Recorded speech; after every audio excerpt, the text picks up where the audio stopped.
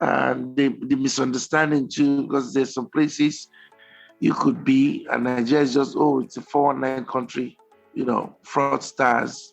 That makes you a suspect outrightly first. Also, many people also understand the fact that Nigeria is a mixed bag. You have all the good, the bad, the ugly. It's the illiterates who determines our leaders. Because when election comes up, the educated will sit in their living room watching political analysis, election progress on TV, and it's market women, area boys, the artisans who are out there on the queue voting. In fact, most of the elites will travel before the election because they think something might go wrong. They're already out, and then they let illiterates determine our leaders.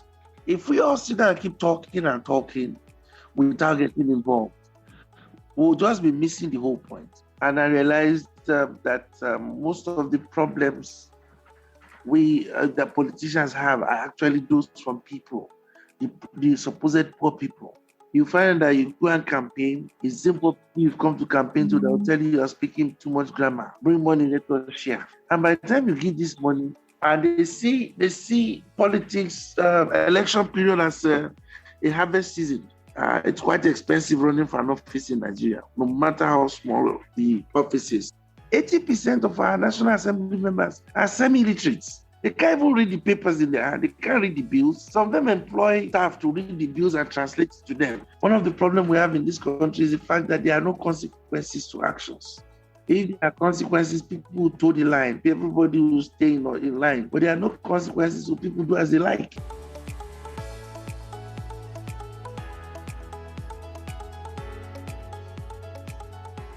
Hello. Welcome to another episode of Lost Lagosians. I'm your host, Brodda Mic. I've got with me here a very, very exciting guest. He's someone that I really, really admire, and he's been a bit of a mentor and a very, very, very supportive role model for us here and for what we do here at Lost Lagosians. So without further ado, welcome, Mr. Austin. Thank you for your time, sir. How are you doing today? Thank you for having me. I'm doing pretty fine. Can you please tell us a little bit about yourself? Just a quick introduction. My name is Austin. I'm Nigerian, of course. I'm a tourism development and hospitality consultant. I'm also an aviator. I'm a teacher and public speaker. Also, I'm a politician. Thank you for that introduction. I've always wondered about aviation. I mean, just the amount of responsibility that a lot of pilots, it's just huge and enormous responsibility. So how do you cope with that and still be able to do all the other things that you do? I've always been a multitasker. So basically, if you set anything set your mind on, you could always achieve without any hindrance to the other. So I create time and day, and as long as my schedule is fine, I cope quite easy. Yeah, no, thank you. It's always good to be a multitasker. I think that's a gift that not everybody has, just a very few people do. And I'm glad, that you're able to do all the things that you do. So in this show, we try to cater for those who are in diaspora, experiences of people abroad. Now, I know that you also, you've been all over the world. So can you share a little bit about your diaspora experience in terms of how it's like? Right now you're in Nigeria, but if you are not in Nigeria, what kind of pride do you have as a Nigerian in other parts of the world? When it depends on where I'm at. When I'm in any African country or Caribbean, it's a thing of pride when you're a Nigerian. You get that accolade, like that respect. Yeah, not respect. I think you just get a regard being in Nigeria. It's a different ball game when you are in some countries where you are not known, like maybe you're in the Pacific. But one thing is certain: they surely know Nigeria as a country with a great football team. That's what people really know, especially maybe in the Southeast Asia, in the Pacific. different regions see Nigerians differently. But one thing that's pretty easier is the fact that a Nigerian can generally cope with any circumstance in any region. So my experience, basically, it's a mixture of the good, the bad, and the misunderstanding too, because there's some places you could be, and Nigeria is just, oh, it's a 419 country, uh, fraudsters. So that makes you a suspect outrightly first, till you prove yourself. But also, many people also understand the fact that Nigeria is a mixed bag. You have all the good, the bad, the ugly. We have a reputation in every field: sports, fraud, hard work, academics, um, poetry, literature. We have a reputation in virtually of all walks of life, because people have come across different Nigerians, industrialists. They've come across the academias by virtue of either schooling with them, or they've encountered them in some seminars or something. That generally goes. So being a Nigerian is just it's a mixed bag. Just changing gears here, in this podcast, we try to talk about, experience of those in diaspora. And I know a lot of people have been talking about, well, if everybody outside Nigeria comes to Nigeria, they can change Nigeria. So they always say, well, why don't you go back home and run for office? Why don't you go back home and make a change? Be the change you want to see in your community. So, but it's a privilege to have you on, Sarah, given that you've run for office. And I guess one of the first questions I have in my mind, or our audience is probably wondering, is what made you say you're going to run for office to begin with? Like, why would somebody just say, I want to run for office? There's no reason why somebody cannot just wake up to say they want to run for office, but mine was quite different. I got tired of complaining, and first of all, I have this Facebook WhatsApp group that I am a member on, and so most times we're always sitting there arguing with debate Nigerian issues, policies, new things has come up, and one of the members just looked and was like, we're all just going to keep sitting there complaining, and none of us is doing anything about it. We're in a democracy. There's no way into governance except through political parties. Mm-hmm. So there was another debate on that, and we're all like, so we can't just be armchair critics. Mm-hmm. We might as well have it there and see what we can do. That being done, we all decided we're all going to go join the political party. Then belong to this Anyoma economic group, where we hold meetings monthly, and the same thing came up again when we're discussing. We have brilliant projects, fantastic ideas we want to implement, but because none of us was in government, and the government of the day was frustrating every effort, because most of us were not in the opposition party. Mm-hmm. The economic group, our president is Professor Patu Tommy, and it's just a group of 15 people. Mm-hmm. And then I was like, this is the second time this is coming up, and somebody again suggested, why don't we all get into office so we can actualize this? Mm-hmm. So a lot of us started making pledges like, okay, that's true. And I felt I was pinched, like, this is the second time within a month this kind of thing is coming up where it's saying, go do something rather than keep complaining. Mm-hmm. We all sit in the back and we talk and talk, criticize, but we're not doing anything about it. Mm-hmm. And it dawned on me that it's the illiterates who determines our leaders. Mm. Because when election comes up, the educated will sit in their living room watching political analysis, election progress on TV, and it's market women, area boys, the artisans who are out there on the queue voting. Wow. In fact, most of the elites will travel before the election because they think something might go wrong. They're already out of the country. And then they let illiterates determine our leaders. So I started with the advocacy of encouraging people to go out and vote. It was then, I had a glimpse of what political election could be about. And I thought I had the experience, I had the know-how now. So I went back to my hometown, my home state, and I signified my intention to run, which was well accepted, even though I was the greenhorn. But like I said, I've had the experience now coming in. I've been joined some political groups in Lagos. I've functioned pretty well. I got myself right in there so I dug myself in there. So I took that word and voila.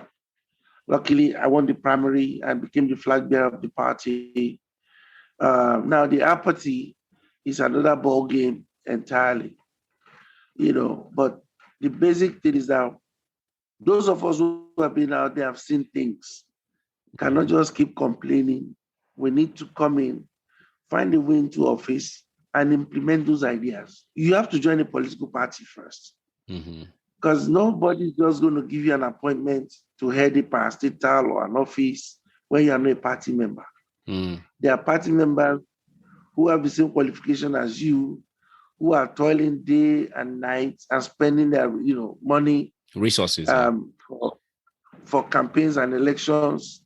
And then when the party wins, you now come from diaspora out of the blues because you have credentials and then you want to get appointment. It doesn't work that way. You've got to be part of the system.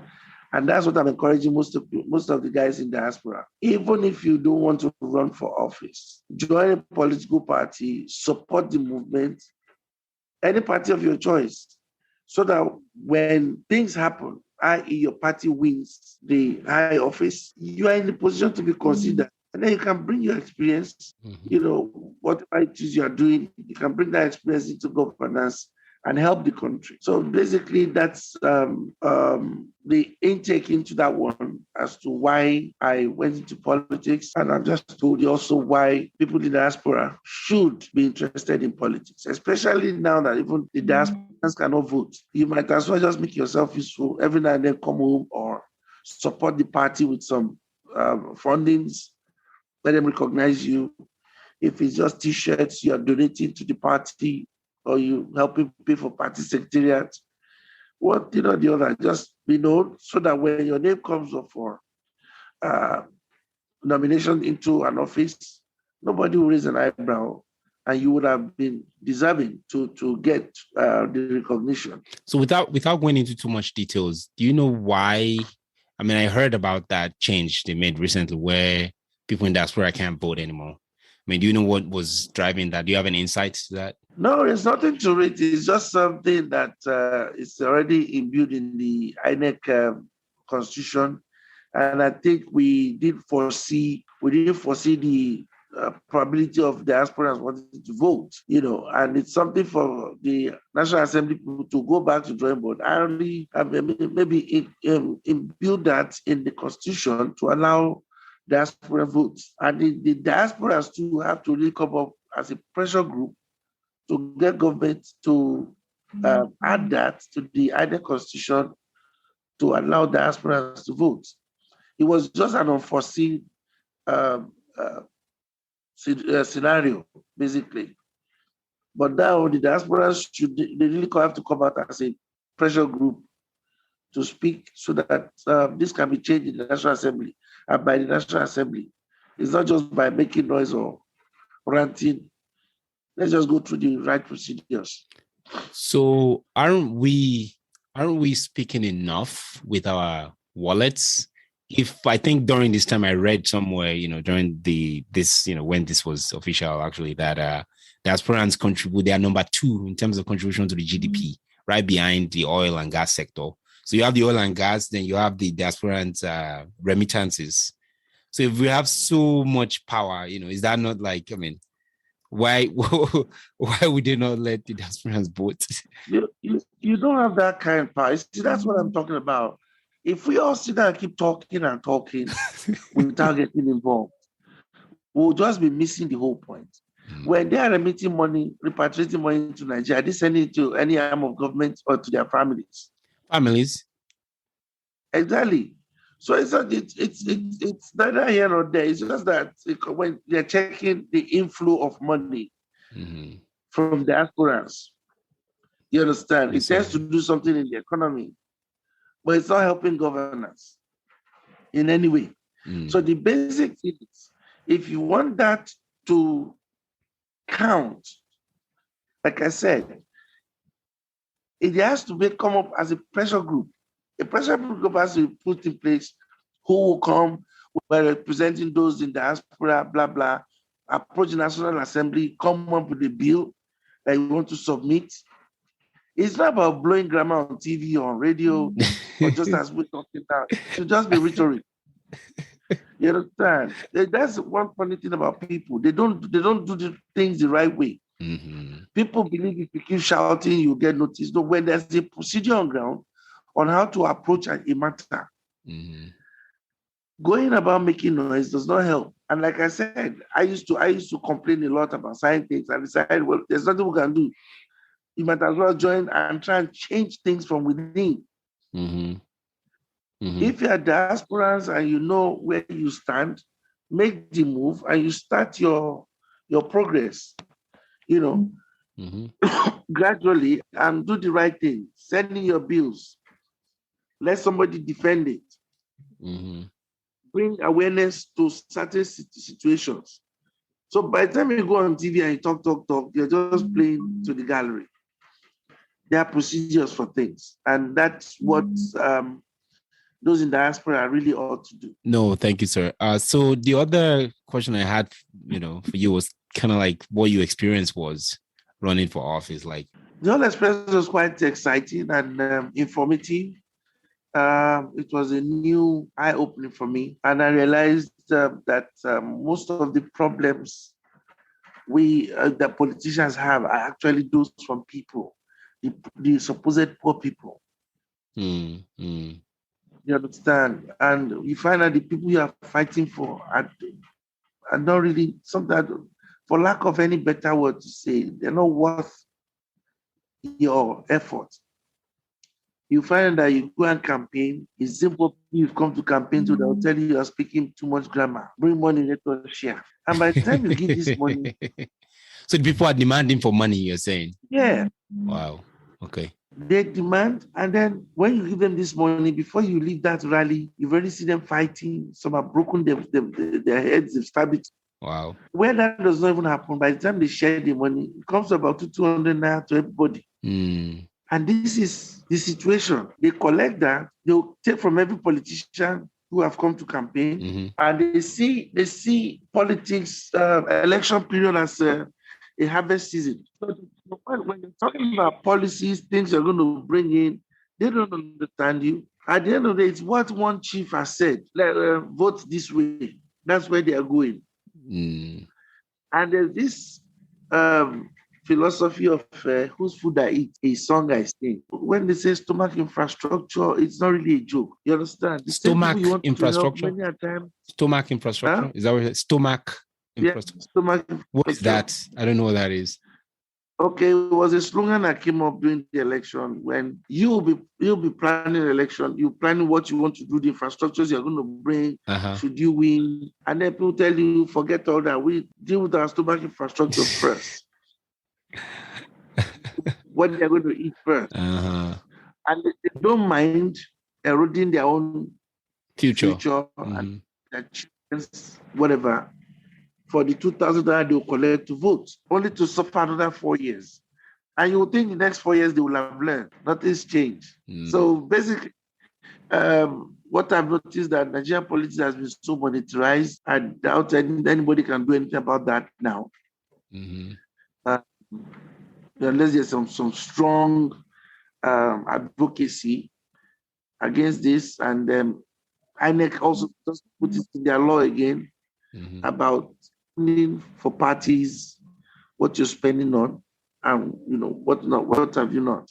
It's quite expensive running for an office in Nigeria, no matter how small the office is. We just had a local government election where a councillorship election. So somebody wants to run for councillor, is buying at 1.5 million naira for just the form, for the nomination form. Wow, 1.5 million naira for the nomination form. That's a lot. Yeah, and that's a start. That's just the start. Then you have to now go to your party and grease their table, letting them know you want to run for office and you need the support. And mind you, you're not the only one. Each one of you will want to outdo the other before the primary. And the primaries is it's a real election, not really the general election. The primary is actually the real election, because that's where you are nominated as a flag bearer of the party. Then you become general property of the party. But before then, it's an individual thing. You have to run around, campaign.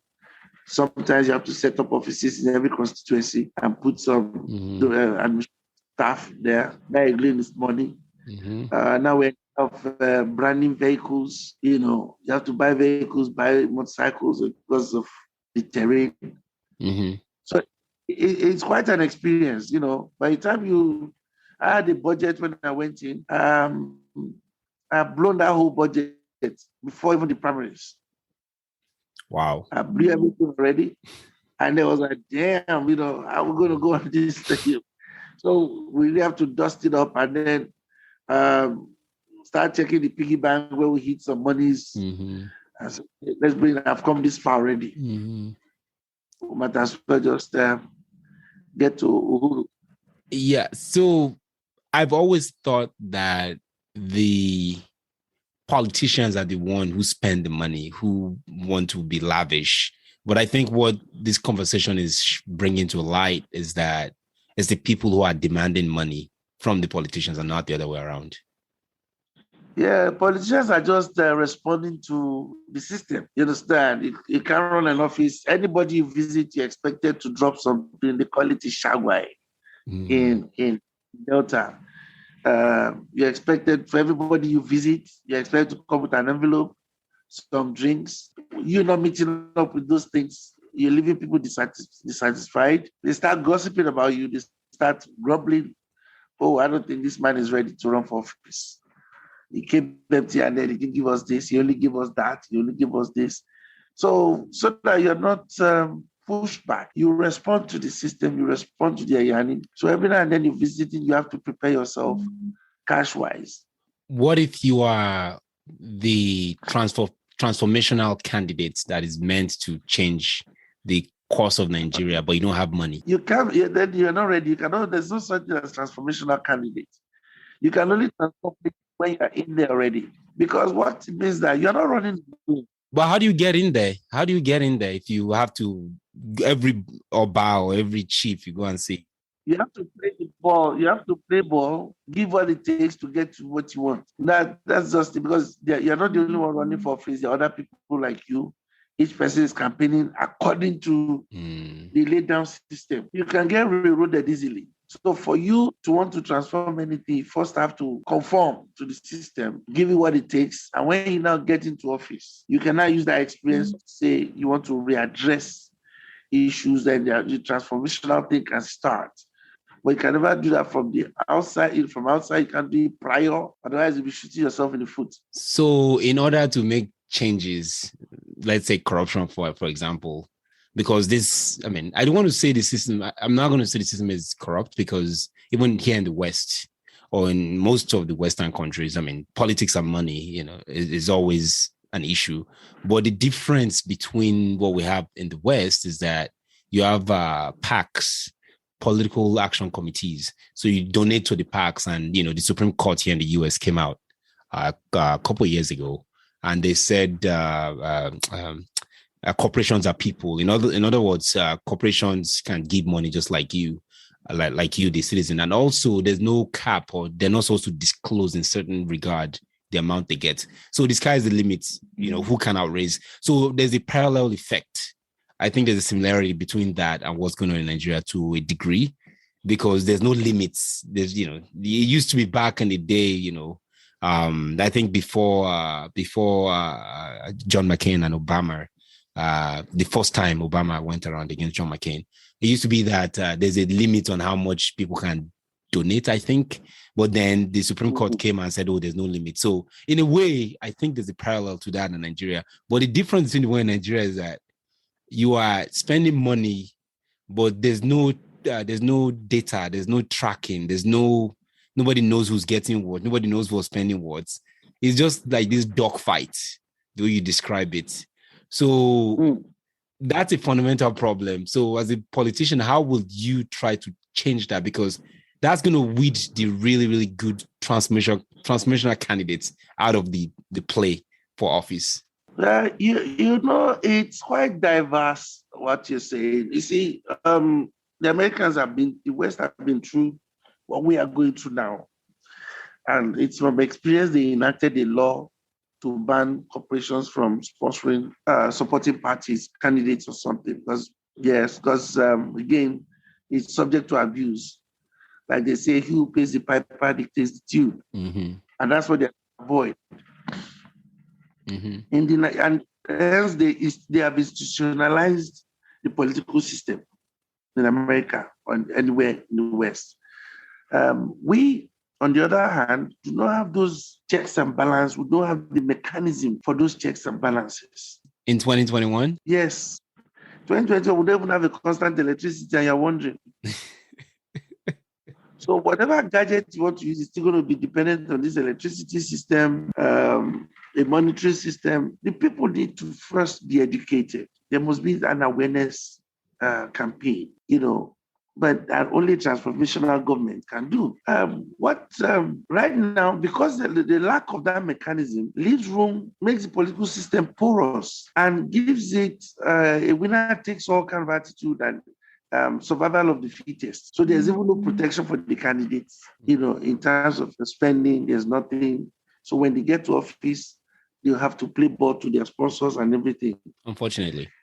But again, you cannot change it from any angle. The system has to be changed from the top. And for the top to work, the top has to work in tandem with the National Assembly to enact laws. But the funny thing is that our own National Assembly members are products of this system. That they will not, because 80% of our National Assembly members are semi-literate. Because for you to be some of them cannot even speak English. Some of them can't even read the papers in their hand. They can't read the bills. Some of them employ staff to read the bills and translate it to them. Many of them don't have original arguments over anything. They just go to the National Assembly, collect money, and just there. I concur, I support. Nay, yeah, that's it. Until we start having the right people, educated and exposed people to go to National Assembly. But these people, this crop of current senators and the rest will not let that happen. Some of them are there on their 5th term. Some of them are on their 4th term. They've never done anything because the Nigerian system allows that for you to run for Senate or governorship, all you need is a school cert. So that makes it easy. So by the time you are brandishing your credentials, I have degree, this, I have masters in that. But the bunch of illiterates are the one dictating our life. That's one of the reasons I was going to politics. This is how we're going to keep sitting there and let these people do this to us, especially politicians from the northern and the eastern axis. It's just money misroad men who have money, no education, but they just have money. And then because they are the ones that can afford election campaign, so they are the ones you find out there. So why would they fight what gives them breath? So which one came first? Is it the chicken or the egg? I just see this as a chicken egg situation. Is it the people that are electing the bad politicians, or the politicians that are paying their way to make sure that the people keep electing them? So it's kind of a vicious circle. And neither here nor there. Every scenario, different aspects, different scenarios will present to you a different challenge. One of the first things is, what if we have a law that says for you to contest for this position, this must be your minimum, whatever. But then again, it will be like you're infringing on human rights of free association, freedom to choose what you want to be. If you've chosen you want to be a politician, you can't hinder me by university degrees and everything. And sometimes too, having degrees does not guarantee that you have the brain to function. You have a social whatever about things. You have to know how people feel, So it's just for those in governance, those who are tired of the system to start. But I think a national sensitization effort will work, because sometimes you are saying you don't know if it's the politicians or if it's the electorate. Sometimes electorates are faced with the devil and the deep blue sea. The only candidates they have are the illiterates who have already won the primaries. So they have no choice. They vote for party. So the candidate of the party might not really be a choice. But I'm a party man. I vote for and every vote for the counts for the candidate. So you could be a Messiah or you're a farmer, but you have the money. You're a successful farmer. You can run for office and then you outspend the other guys. You become the candidate of the party. We have no choice. We'll vote. We'll vote. So again, sometimes too, on the other flip, you find that some electors don't have a choice. The party has forced them to accept a candidate. Right. The party came and decided this is the person we want, and then he's the flag bearer of the party. He might not be most qualified, but he's one the party leaders have chosen. So you have to vote. So those are the two flips, to the whole scenario. Like I said, it is still a national orientation issue. Sensitize people, then create consequences. One of the problems we have in this country is the fact that there are no consequences to actions. If there are consequences, people will toe the line. Everybody will stay in line. But there are no consequences, so people do as they like. So that also in itself is another issue. So I think that's by and large, that's just where the whole thing is. If you're lucky to find a transformational candidate who occupies a high office, or somebody who got there and suddenly have a rethink to become transformational, then all well and good. So we're leaving the hope of Nigeria to chance is kind of what I'm hearing. Yes, as it is, yes. Until we find that person who has the will to want to do the right thing. Well, most of the problem, the challenge is the fact that everybody gets into office, they're already dreaming of second term. And they don't want to rock the boat, so the second term chance will stand. And I think that's actually the albatross for many politicians. If we can find one that will damn the consequences, damn second time and anything, this 4 years is enough for me to do everything I want to do. So second time is always the booby trap for most of these politicians. So they behave so that they don't rock the boat. The party chieftains will still be able to endorse them for second term. So they toe the line, and by the time they get in second term, they're already thinking of how to, who's going to be their successor. So they are distracted. You don't get the job done. So what is the role of election rigging or racketeering? Like, basically, I know we've been talking about kind of the electorate and the politicians, but I mean, the system itself, like the third party or the third leg of that triangle is the, INEC. I mean, there's been a lot of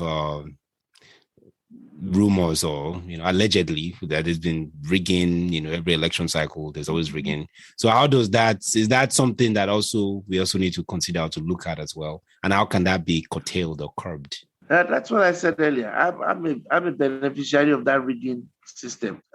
We sat down. Elections did not take place in many of the polling units. So we were like, okay, there's going to be a rerun. All of a sudden on Tuesday, we announced the results. Results from where? People went on the streets. I still had to go out there to calm them down. They used party might and government power. So when I mentioned earlier too that there has to be consequences, it has to start INEC office. The INEC, then, because this rigging is done by human beings. It's not spirits.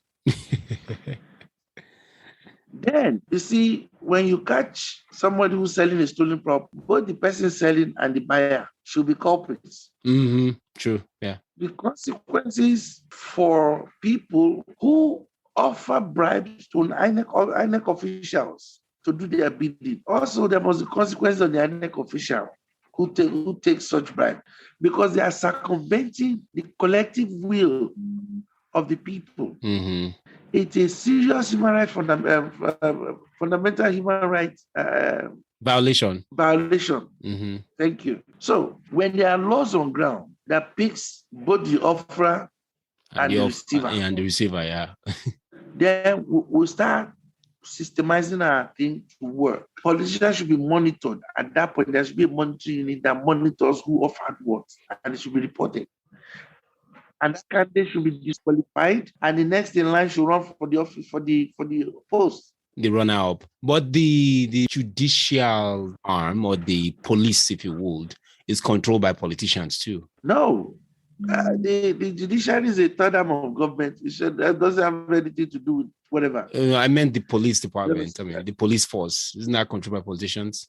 No, well, in a way, yes. So the enforcer is controlled by the same politicians. So there's a conflict of interest. You see, when you have a special unit and when you institutionalize a system, you understand that police officers should not look at the face, you look at the law. I mean, where you are there, a policeman can arrest politician easily if he's going to get, even though the politicians control the police, they determine the salaries and everything of the police. But police still do their jobs. Again, I said national orientation. Special unit train police that look, the law is the law, irrespective of who you are. But the Nigerian law system looks at faces and then becomes selective. No policeman wants to go, foul with a politician because of, it might backfire, this guy might deal with me later. If you take out that fear for the policeman, they will do their job. If they are paid where they are not easily enticed, they will do their job. So basically, again, like I've said earlier, the orientation, somebody must be willing to do something. There's nothing wrong in setting up a special task force to help handle certain things. And then if the task force is not corrupt, we'll get things done. Everybody will sit up. Because you have a couple of scapegoats, people who have been disqualified last minute in the election process, and then the runner-up, replaces them. You do that and you stand by it. Then certain politicians will be disqualified totally from ever running for office. When we start doing all this, people will sit up. And then even the electorate will be more confident because some people just go like, well, do we have a choice? Even if you don't vote, they will rig it. That mindset has to really be eradicated from people's heads. That mindset really has to be changed. And it's not from outside, it's from within. You can change it. If someone is, like in diaspora, for example, and they're thinking about coming back, maybe to run for office, I mean, what would you say to them? I'll tell them to first learn their ropes. Like I've said, when you're in diaspora, join a party, support virtually, let your name be known. You might even donate the chairs at the party secretariat with your name inscribed on them. So that starts sounding first. You don't just come from diaspora and then suddenly want to run for office. I did my homework. I've joined the party back and forth. Every time I come to Nigeria, I tend to attend meetings. I could sponsor the drinks for the day, just so nobody sees me as a greenhorn when the time comes. So we're doing that gradually. There are some rallies. I make sure my trip to Nigeria coincides with that function. So, like recently, they had different electoral processes to the party, different congresses. And I made sure I attended the one from my ward, from my local government. I made sure I was there. I gave the support. There was a meeting in my house a day before the election for all the party faithfuls. We know who's going for chairman, who's going for woman leader, So I can't come out tomorrow to contest the election and the people are wondering where did you come from. So the thing is, don't just say because you have money. You just waste that money, which a lot of aspirants have experienced. They will try, and then you're going to go back with your tail between your legs. So the thing is, get involved gradually. While you're in diaspora, identify with your ward. Identify with some of the leaders of the party who will be informing you of what's happening, what's next. So you will know which area of support you can come in. Identify your area of support, what you want to be doing for the party. And every now and then, our members, so who's in so country, give this, is an active, whatever, it's a supporter of the party. Those are the little informations they'll be passing. And then get the buy-in of the leaders of your party, the escorts of your party. Them know your intention. They will guide you as to how to come into the system.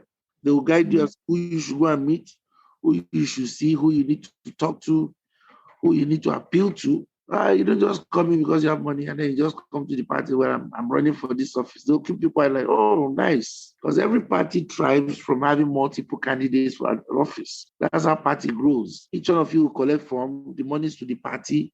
Each one of you will have to do certain things around, spend it to the advantage of the party. Party is benefiting. So the more the candidates, the better. So nobody's going to tell you not to run. They'll tell you, welcome, go into the field, but then you're more likely to have wasted your time. For those who want to come back, but they're thinking maybe the state of Nigeria and the state of affairs in the country. How would you kind of respond to that, given that you yourself have been to Nigeria and you're, currently in Nigeria right now? How are things, and how should people be worried for their safety and security when they come back, or if they decide on relocating back? No, I think those people are just being myopic. I mean, this is a country where you grew up before you left. I generally, I'm here right now. I don't listen to all that hogwash. If everybody keep running, who's going to fix Nigeria? It's just like those in the city who say, I don't go to the village. But meanwhile, they grew up in the village before they came to the city. All of a sudden, there's witchcraft in the city, in the village, there's what have you. It's just pretty silly. You cannot shape somebody's head behind his back. If you want to get involved, you cannot do it from diaspora and then be justifying your being outside. Then leave the fight for people. Waiting for Nigeria to be good so you can come back. Who's going to fix it? You have the opportunity to have seen beyond Nigeria by being in the diaspora. You've seen things. You've seen how things are done. You now bring that wealth of experience back home and see if you can inculcate it into our system. Rather than just sitting far and waiting for it to be good. Good by whom? Who's going to do it? So you might as well stay perpetually diaspora. And forget about it. Really. So no interest. If you're interested, get involved. Roll up your sleeves. Get involved. Those people you are hoping to fix it, so you can now come when it's all good. Do they use their head to break coconuts? So it's a general thing. Whatever you could do, either you bring the industries in, bring business into the country, set up business companies that will employ people, bring it. Any way or the other, just get involved. We all don't have to be government. Somebody has to do something. Come and buy up a company and then, develop it properly. If you have a company that you employ 300 staff, you're doing a lot for the country. More than any politician. Yeah. Exactly. So let's just leave all those stories about what have you done. It's the lazy ones who are not ready, to come home, and they will prefer Nigeria be the way it is so they can keep justifying why they're outside. So that's the long and short. No, thank you so much. I really appreciate it. Thank you, sir. Thank you for your time. And that does it for us on this episode of Lost Lagosians. Thanks for tuning in. Please share, subscribe, comment, review. You can always reach us at Lost Lagosians on Twitter. And if you have any questions, if you'd like to be part of this episode or the upcoming episode, rather, send an email to lostlagosians@gmail.com. Thanks so much. And until next time, we'll talk to you later. See you later. Bye now.